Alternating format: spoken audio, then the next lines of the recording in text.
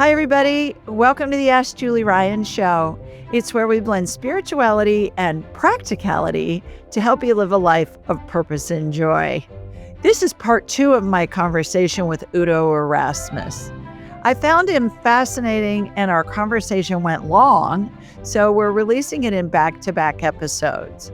Please remember to subscribe, leave a comment, and share this episode with your family and friends. Now, let's continue the conversation with Udo. Did you ever reunite with your mother? Oh yeah, my mother's sister found out what had happened. She then came behind enemy lines by that time and found us and reunited us with the family. So I was probably in the orphanage and wherever they took us. I don't remember. I don't have memory of any of that. Probably there for maybe 2 weeks, a month. But for a 2-year-old, all of a sudden, mom's bye-bye. So that probably wasn't confidence building. Talk about abandonment issues. Goodness. Well, it could be, yeah. Yeah, absolutely. And then I got into science because given that I felt insecure, it's like if you know how something works, it gets you predict and control. Right? That's what science is about. So when you know how something works, then you can depend on it doing what it does. So I got into science and I got into biology, and it's like, oh my God, like living things are so incredible. I had tons of religious experiences studying biology. Because Tell us about one. Tell us about one. Oh, well, I'll tell you one that I went there because I wanted to know what life is. Biology means study of life. I didn't know that you don't study life in biology. You actually don't study life in biology at university. You study form and function. And I said to my lab partners, we should study ourselves. This was like way before I ever heard anything about meditation and solidarity or solitude or any of that. I said, we should study ourselves because in ourselves, we got form and function and life all together, and we don't have to kill ourselves to get to know ourselves. Oh, right? His eyes glassed over. He had no clue what I was talking about. You were above his pay grade. Apparently I was, well, he didn't grow up in a war. I don't know. So it certainly, I look back at the war now, I say, what a gift. Because we got stripped of everything. Like we lost the country, the farm, the culture, the friends, the neighbors, the cutlery, everything. The only thing we had left, our clothes, our body, and the life in the body. Everything else got stripped. So I didn't have to wade through trying to figure out what in the culture was good and what in the culture was not working. I didn't have to go through it. I kind of didn't trust the culture at all. So I've always been more biologically based because whether you're American or you're Canadian or you're German or you're African or you're Argentinian, we all have different cultures with different garbage. Because a lot of that stuff is not true. Because it's not directly based on biology. It's based on habits and people's ideas and opinions and, whoever had influence, how do cultures develop, right? It's organic, but it's not based on the truth about life,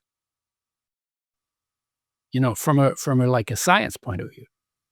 Well, and the bottom line is you're a survivor. And the only thing you had that was the biology. You survive was the biology. Yeah, the biology. Yeah, and I say that often. When technology fails us, biology still works.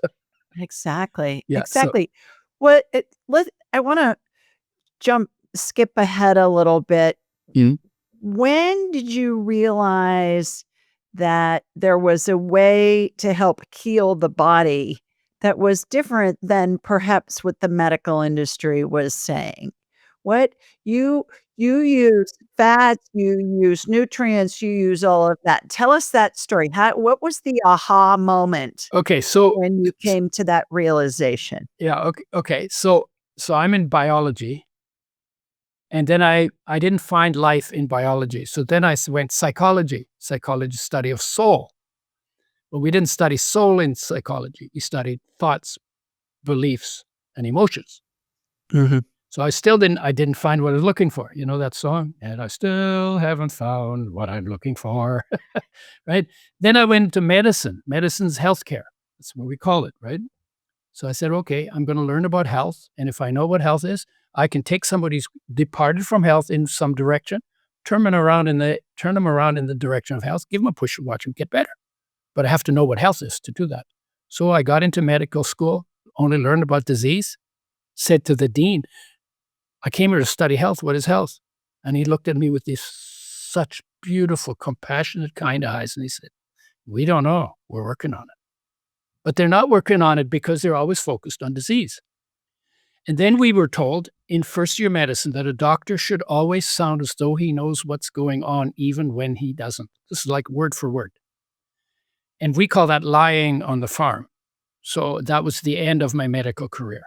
Wow. So then I got into biochemistry and genetics because I realized I'm learning more about health in the normal functioning of normal creatures in normal situations than in medicine, where you're focused on sick creatures in abnormal situations. Mhm. And so I was doing that. So I was kind of interested in biology, and health was sort of interesting to me, but I didn't pay a lot of attention to it. And then I still didn't find what I was looking for. Then I left university, 1968.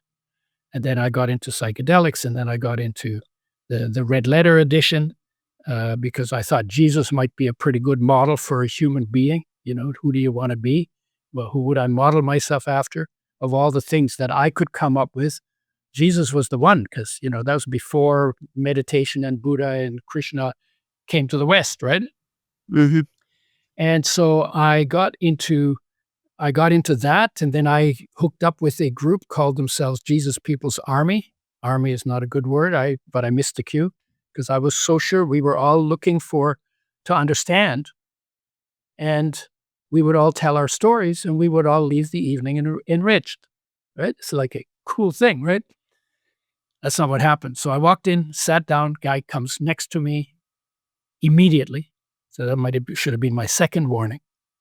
I missed that cue too. So I looked him in the eyes, didn't introduce myself. I said, it must be possible to see God and live.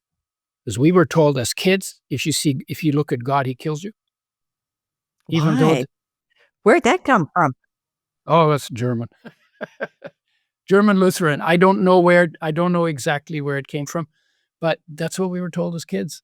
And to me, it's like, well, wait, he loves me unconditionally, and he makes a whole world for me, and he keeps me breathing while I'm sleeping. And I look at him, he kills me. That doesn't make any sense. I So have I thought, never heard that before, Udo. I've yeah. never heard that. Wow. I'm not sure where it came from, but it was from Europe as Huh. a kid. Okay.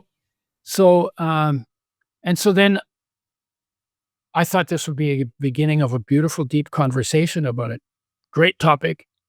And it didn't. He jumped out of his chair and he bounced around the room and his arms were flying around his head. He was like totally agitated, and he screamed at the top of his lungs, "You're from the devil. You're from the Antichrist. Get out." He said that to you? So then I got slinking out of there and say, "Oh shit." And I was standing on the sidewalk, and it's like, okay, I haven't seen God. Maybe I'm not supposed to ask the question. And then I got really confused.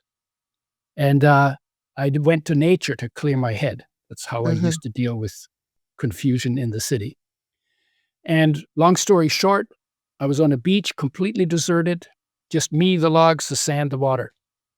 And I went to sleep, and in the middle of the um, in the middle of the night, I went from dead asleep to bolt upright, and there was this being made of light. No words, no label, standing on a cloud of light, but the being was brighter than the cloud. Couldn't tell if it was male or female, couldn't tell if it was old or young, but embodied a message. Didn't say the message, but embodied a message. And my thing when I was chasing the red letter edition and trying to figure out who was Jesus as a model, I always wanted to know, what did Jesus feel that made him live like he did, think like he did, speak like he did, do what he did? Because some of it is real poetry, and you don't do poetry without feeling. I want to have that feeling. What is that feeling, right? So the words I put to that being, there was this being with that message, and the words I put to it was, I am come not to judge, but to love. I am come not to judge, but to love. Is there a better summary of the message of the master? I don't know one, right? And then all of my confusion evaporated.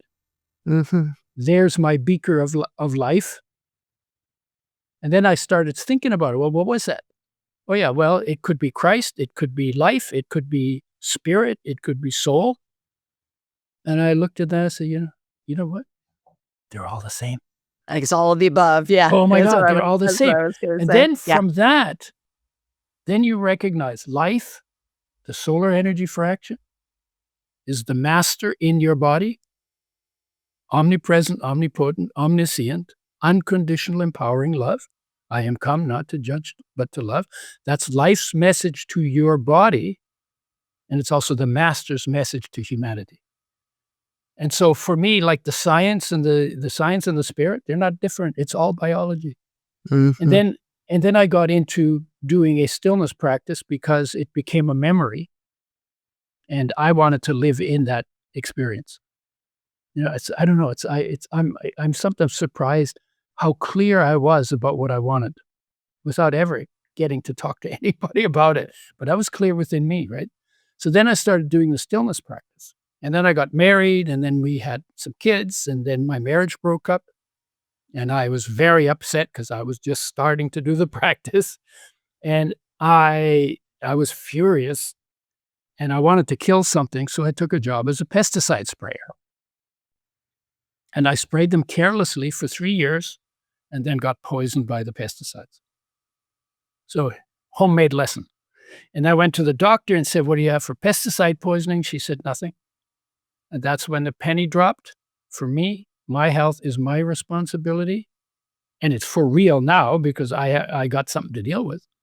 What And were then your symptoms when you had pesticide poisoning? headaches, nausea, dizziness. If I turned my head, it felt like my head turned, but my brain didn't. Now, that obviously doesn't happen, but that's what it felt like, right? That's like a really weird, and then no energy. I was 38 years old. If I walked around a city block, I had to sit down and rest. And so then I'm looking, okay, well, what do you do? Well, I knew that the body is made out of food. That's what I was focusing on, food, water, and air, actually, but I was only focusing on food.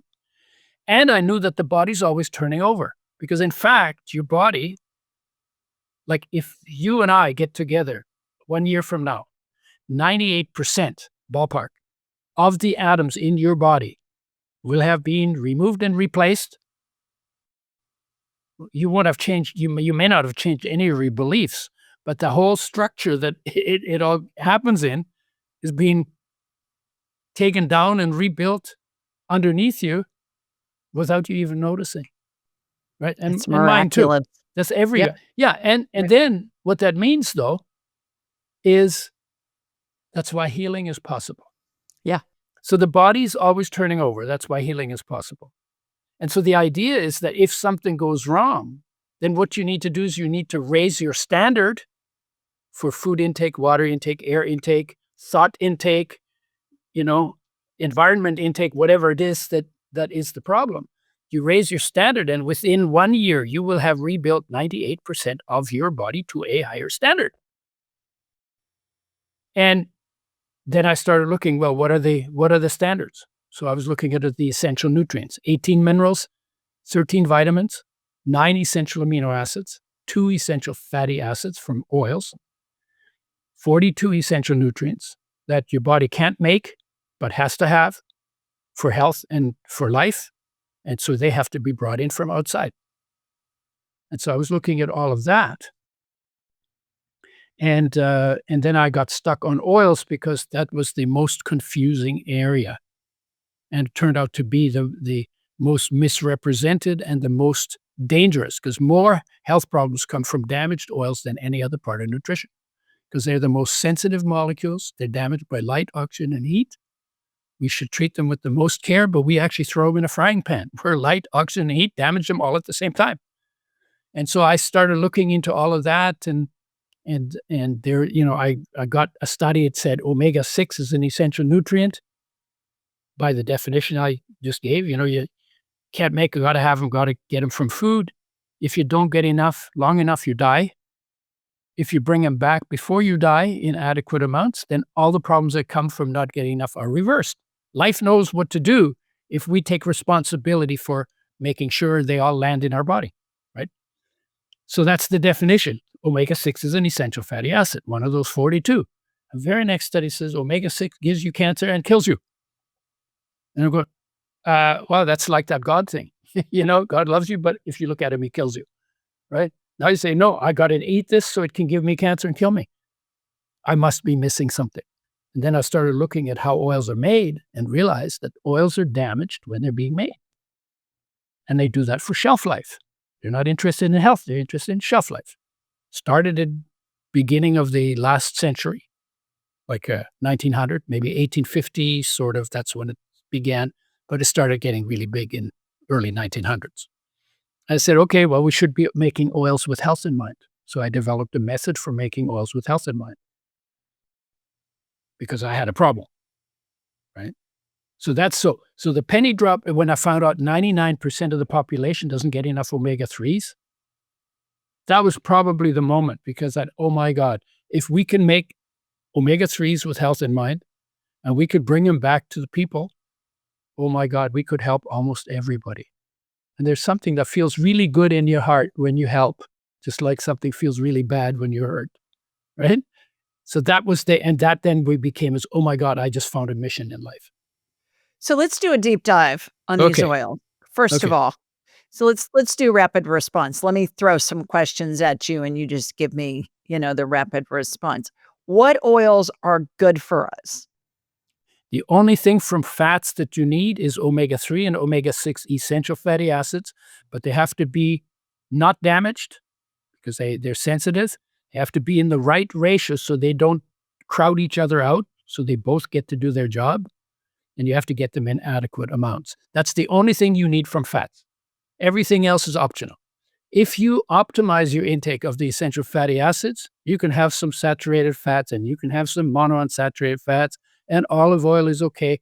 But you got to make sure that these get precedence, because that's the only thing you really need.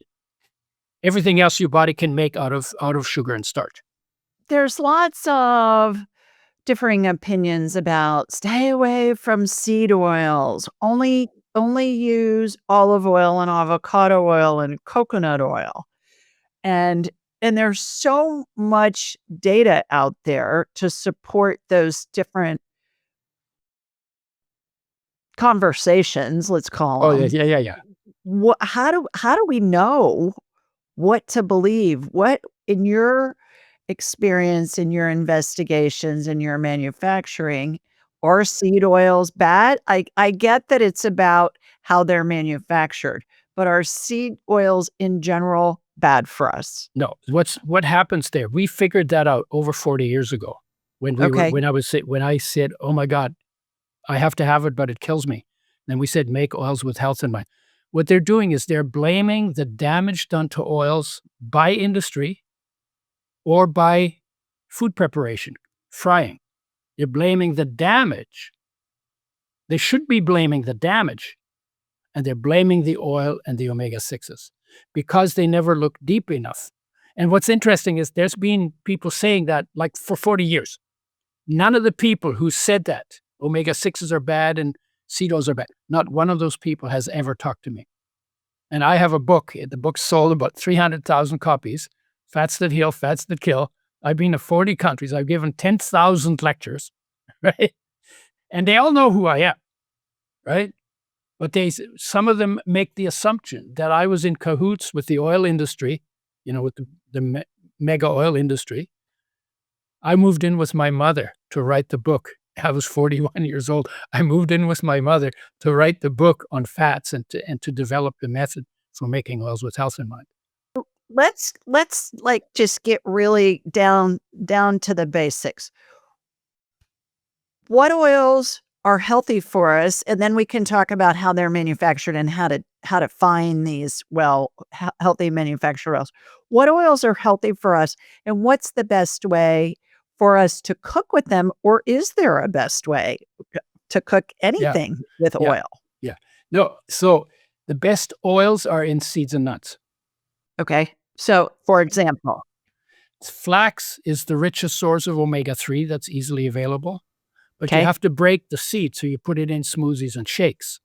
okay. Because if you just swallow the seeds without chewing them up or breaking them down, they'll go through you and you can plant them and they will still grow because they have a Ouch. very hard cover because the seed is not there to feed you, it's there to make another flax plant, Yeah. right? Yeah. So that's the richest source of the omega-3s. There's a little bit of omega-3s in a few seeds. Most seeds have mostly omega-6s. Okay. So, olive oil? Olive oil is the good part of olive oil, if it's made properly, if it's really extra virgin olive oil, and they're not lying about what they put in there, because that happens a lot too. Because the interest in olive oil happened very rapidly about 20 years ago, and olive trees grow really slowly. So then what people did is they took olive oil and then they put in some canola oil or they put in some soybean oil, and then they called it extra virgin olive oil. And they did some other thing and people got sick. And I mean, there's a lot of stuff that's gone on because, in business, you say there's a market. We got to fill the market. What do we have to do to fill the market? Okay, we'll cut the corner here. We'll cut the corner here. Yeah. So what do we look for when we're in the store to get good quality olive oil? Best way, the only way I do it is if you put your olive oil in the fridge, the crystals should form in it. And you can see those crystals. Or it Okay. might even go solid in the fridge. If So it's the whole liquid, crystals will be in the whole bottle? yeah, they're the crystals that float in the oil, and you can see the crystals. They're like just little things like that, like snowflakes a little bit. Not necessarily the freezer, but the fridge, Fridge. the refrigerator. Yeah, Okay. fridge. Yeah. And is there something to you wanna buy olive oil only extra virgin from, like, Italy or Greece, and you want it have it to be in a dark glass container? What's up with that? Dark is always better because less light gets through, and light damages oils. Light, oxygen, and heat damage oils. Extra virgin olive oil is made a different way, so it's not damaged by the processing. If it's really extra virgin olive oil, that's the good part. The bad part is it's got no omega-3s in it. And omega-3 is missing in 99% of the population, right? And only 10% omega-6. So 90% of what's in the oil your body can make out of sugar and starch.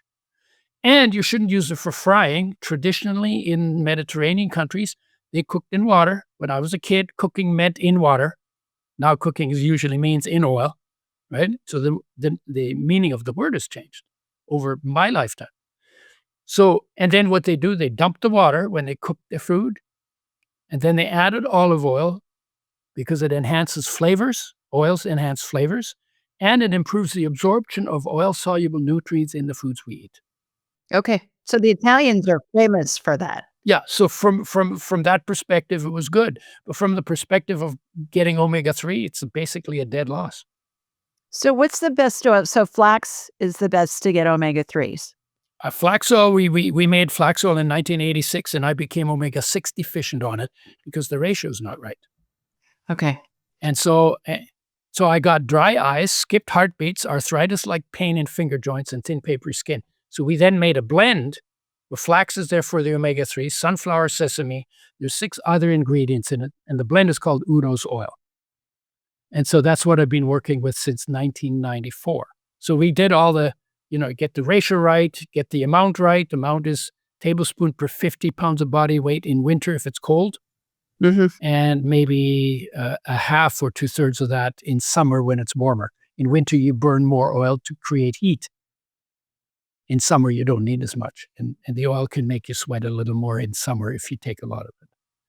So, but then the other way is mix your flax, sunflower, and sesame seeds and get your oil from those if you don't want to go to oils.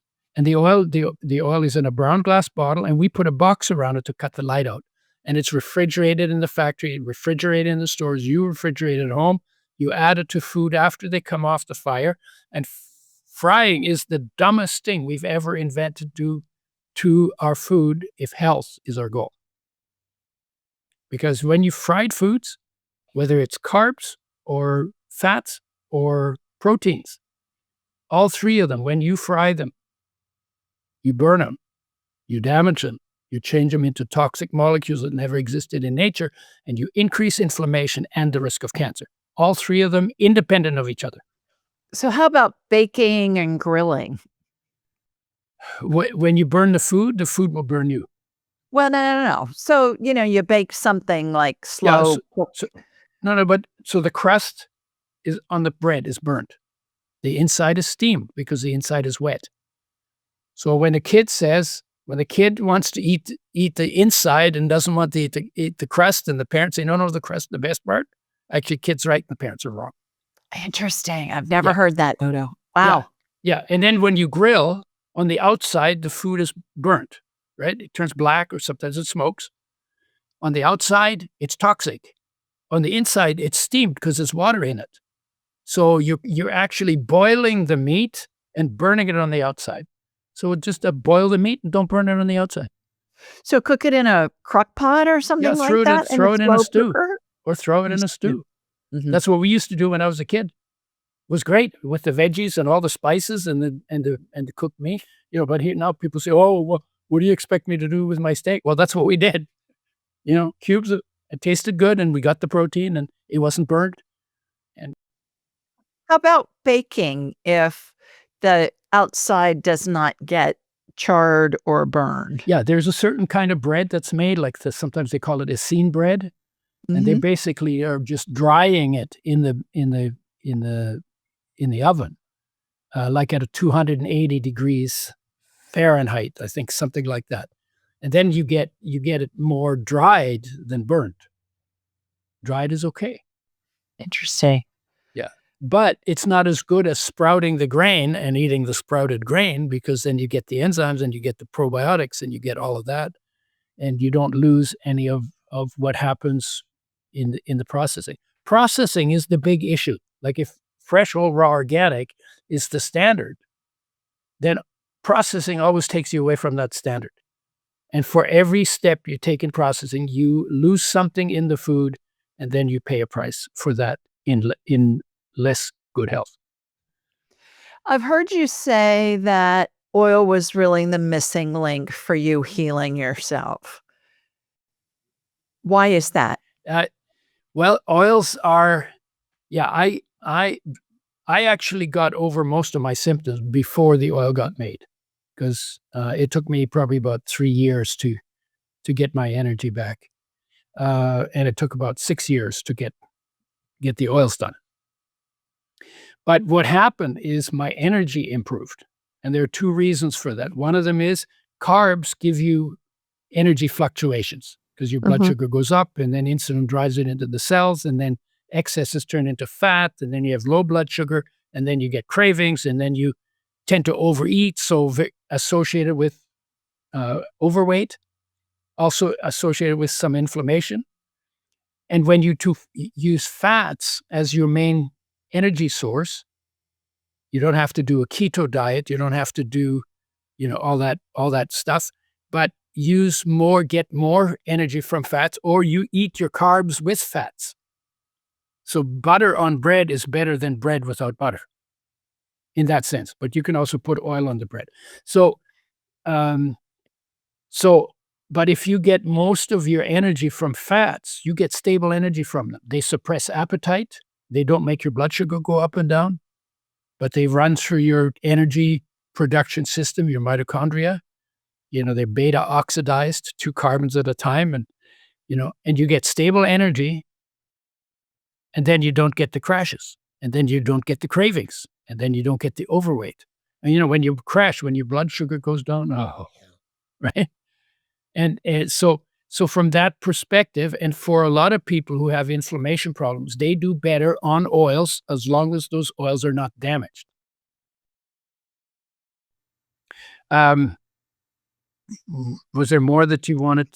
Yeah, Yeah. well, back to I know you have your oil, and we'll Mhm. put that in the link and everything, but for somebody that needs to go to the grocery store tonight, Mhm. what do they wanna look for in the grocery store to get oils that haven't been damaged? Let's say before they cook them, they're just buying them Yeah, in the I store. I would say just like it was in nature, you get most of your fats and oils from whole foods, and those would be the seeds and nuts. Every whole food has some fat in it, but veggies and fruit have very small amount, like less than 1% fat.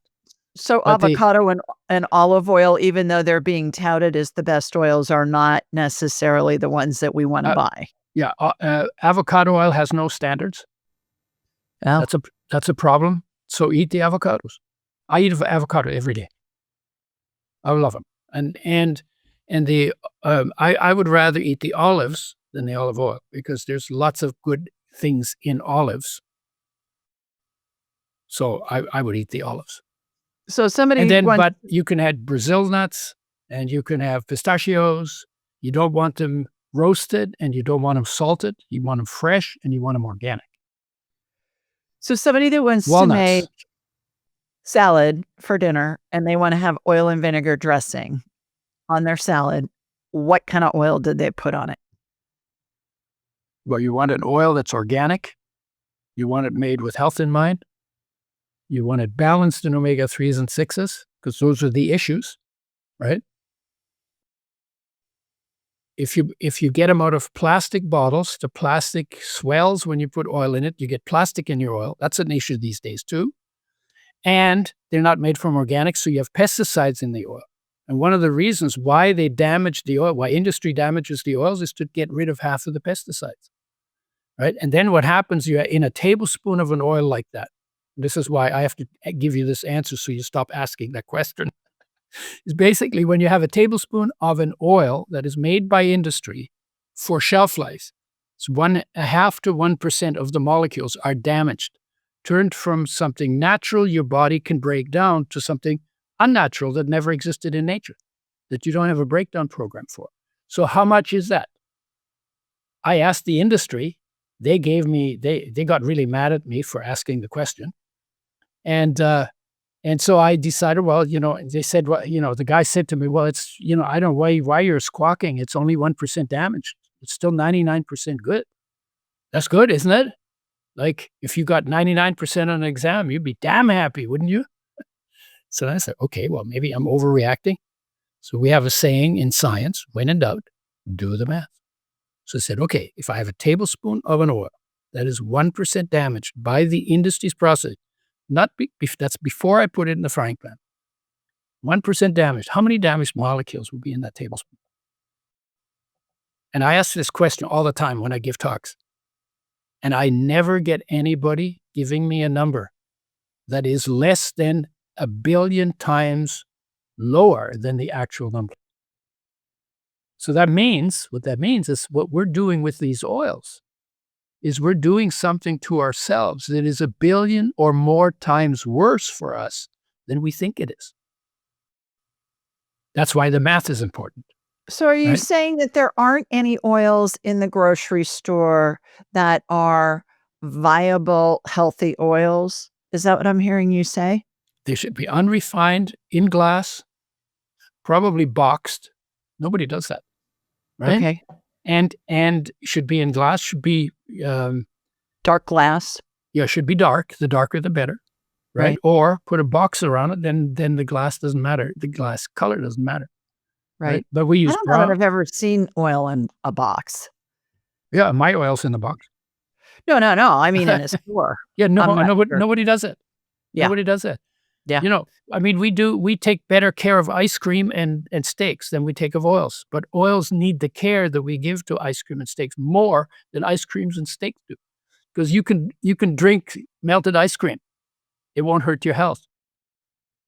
But if you don't give oils the care they need, they will hurt your health. Fried oils fry health. So when you say, what can I fry with? I call that the Russian roulette question. And everybody asks it. But the question, why Russian roulette, is because it's a what can I get away with question. I'm used to this habit. What can I do that gets me the least problem?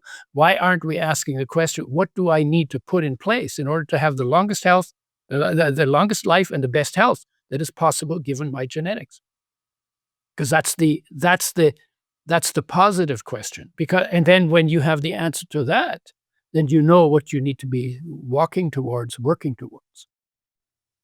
right? To improve your situation, assuming you have a situation, or to prevent the damage that comes from, that comes over time. The way that we cook. From not getting it right. Yeah. Yeah. Do you have an opinion about fasting or time-restricted eating? Yep. What is it? I start at 12 and I quit at 8. Okay, so you eat 8 hours pretty much within an 8-hour window. I cheated today by half an hour, but I can quit half an hour early. So why do I do it? The hardest working system in your body is your digestive system. There's all this stuff from nature goes through there, has to be broken down, has to make sure it's properly digested so that you don't absorb undigested food, which then will create immune problems. Right. So it's a very hardworking system, and shouldn't it get some rest once in a while? Yeah. So how do you do that? Intermittent fasting. Do you do it within a certain time window, like 10 a.m. to 6 p.m., or does that matter? Yeah, I do 12 to 8. Okay. I do that because of my habits. I sometimes work at night, 2 in the morning, 3 in the morning, sometimes 6 in the morning, because it's quiet at night and there's no distractions and my phone doesn't ring. And so I can concentrate on things. And I find that very comfortable. So I tend to get up later than most people who are 9 to 5. Mm-hmm. Right. Today I had to get up early because I got up at 7 o'clock. No, I got up at 8 o'clock. But often I get 9, 10, sometimes 11. And sometimes I like to just sleep in till I wake up. And sometimes I wake up at 2. If I've been up till 6 in the morning, I wake up at 2, right? And so for me, it's because it fits into my work schedule, which is natural for me. It doesn't sound natural, but for me, it's natural. It's comfortable and it works. So there are people who say it's better to eat from 8 to 4 than from, like I do, 12 to 8. But the idea of it mostly is when you eat for 8 and fast for 16 hours, in those 16 hours, your body turns on what's called autophagy, where your body, basically your immune system goes after dead cells and weak cells and toxins and does all the other work. And it'll turn cells that kind of need to, they should be out of there, but they're not yet. Well, it'll just digest those and use them as food. Mm-hmm. And so, so you're rebuilding your body and detoxing your body at the same time. And you're giving your digestive system a rest. Mm-hmm. Okay. Couple more questions as we're winding down here. Are there 3 simple nutritional changes that anybody can make today that's going to help them feel better quickly? If you had to pick 3, 3 top. In Ayurvedic medicine, they say get your oils right, because they say when your oils go off, your hormones go off, and when your hormones go off, everything goes off. And the essential fatty acids, omega-3 and 6, make your hormones work more effectively at the cell receptor level, and they give your glands more energy to do their work into an older age. And what's the perfect ratio of omega-3s to omega-6s? We've got to play with that because we can do whatever we want. So we use twice as much omega-3 as omega-6. That's more omega-3. They're the highest energy molecule. They're 5 times more chemically active than the omega-6s. So we give them preference, but you have to have omega-6s enough not to become omega-6 deficient. Flax oil has 4 times more omega-3. That's too high. That's how I became omega-6 deficient, right? So we do 2 to 1 in favor of omega-3s And if you're going to do seeds and nuts, 5 tablespoons of flax seeds to 3 tablespoons of sunflower and or sesame, Okay. or both together. Okay. So that Okay. gets you more or less the 2-to-1 ratio. And the 2-to-1 ratio, we've worked with that ratio now since 1994. We did a study with athletes where if they did their sport to exhaustion, if they used a tablespoon per 50 pounds of body weight per day, mixed in food and intake spread out over the course of the day, within 30 days, if they did their sports to exhaustion, their performance went up by 40 to 60%.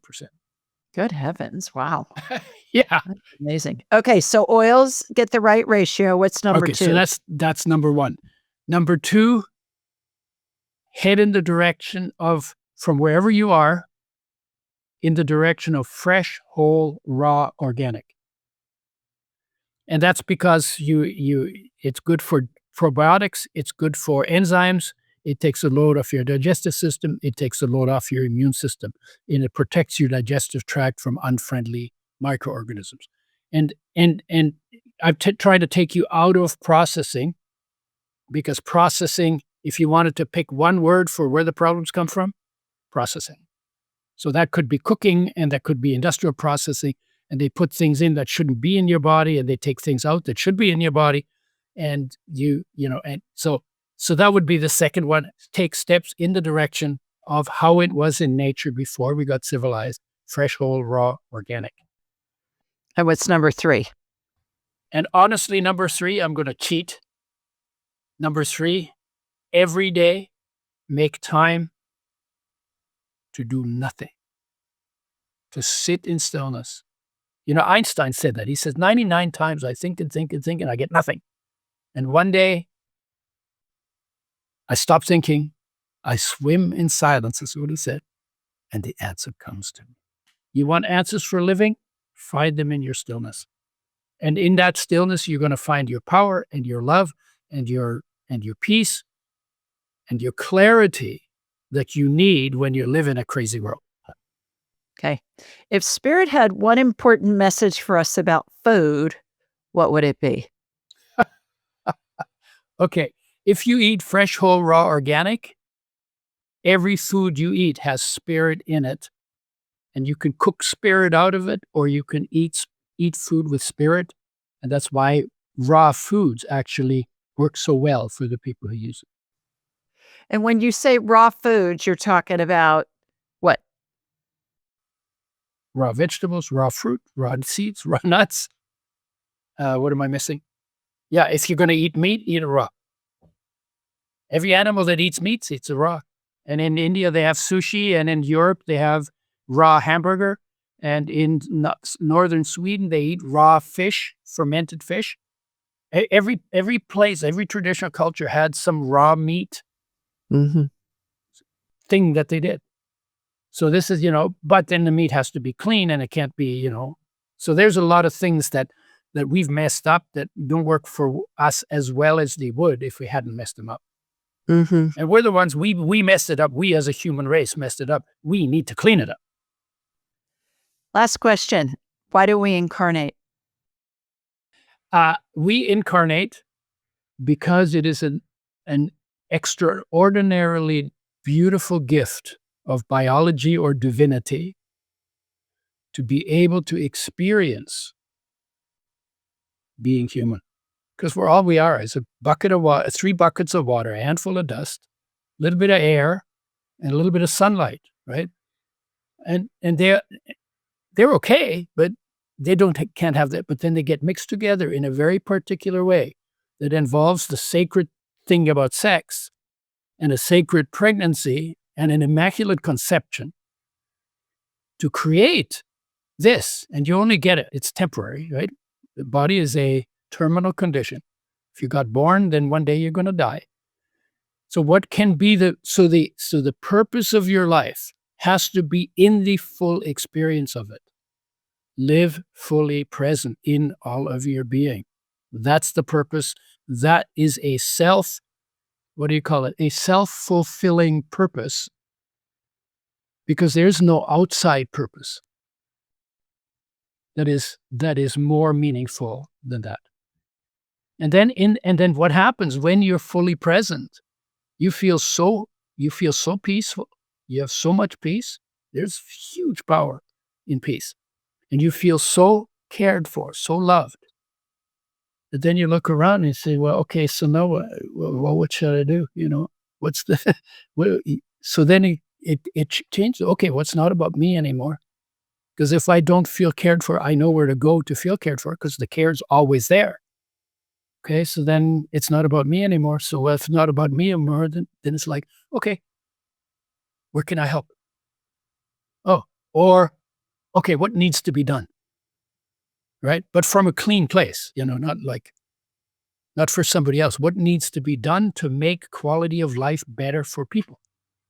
Or how can I make the biggest splash for good in the time that I have here? Right? And then, and that change was huge for me. We've been before I realized that, before I was able to go there, everything was always about what can I do that'll get me taken care of? And I wouldn't do things that needed to be done because I couldn't see how that thing would take care of me. So there was a thing about what's in it for me was always there. And then when I started feeling that, it changed. It's not about me. It's not about me. I'm good. I was made whole. Okay, so where can I help? What needs to be done? What's the biggest splash I could do, given my talents and my experiences and my interests? What's the biggest splash? And my thing is, I'd like for 8 billion people to have the experience of the beauty of their existence, because that's where all the quality is. It's not in the size of your house, and it's not in the size of your bank account. It's a quality that we miss because we don't spend time within the magnificence of our own existence. Beautifully said. You are one fascinating, obviously brilliant, multifaceted, courageous guy, sir. And I have learned a lot from talking with you today. And I'm sure everybody that listens to this conversation will Well, learn a lot as well. just remember, first of all, it takes one to know one. And the second one is, if you didn't come on, I don't mean on that way. If you weren't who you are, I couldn't do what we just did. Very impressive, because you pull it out of me, and you did an unbelievably beautiful job to doing it. Well, thank you. I told you I usually spend about an hour prep before each interview, and I had 4 pages of questions for you. I Yeah. was really fascinated with So your how work. far did you get? We got through a lot of them. We got through a lot of them. How can people learn more about you and your work? I have a website, udoerasmus.com. It's a mess. It's a work in progress. If you go on Google and you put in Udo, just UDO, I'll be on the first place. I'm on LinkedIn. I'm not that hard to find. The book is called Food Fats That Heal Fats That Kill, but it's a new book. It's called Your Body Needs an Oil Change. Oh, I love the title. Yeah, that's on the Fabulous. Yeah, that's and that just came out about a month ago. Right. And right. I'm embedded in the virtual world just because I've been around for so long, and people did posted different things. So Mhm. And your name isn't Sam. You have a unique name. yeah. Oh, yeah. And I, when I was a teenager, I was embarrassed about it, and I would say, "Oh, thank you, thank you for giving me the crazy name." Yeah. Well, we will put all of that in the show notes. Yeah. And everybody will be able to find you that way. So in the meantime, sending everyone lots of love from Sweet Home, Alabama. Mwah! And from Canada too. And if you want to do the rest of your questions, let's do another one. If you want. Okay. All right. See you next time, everybody.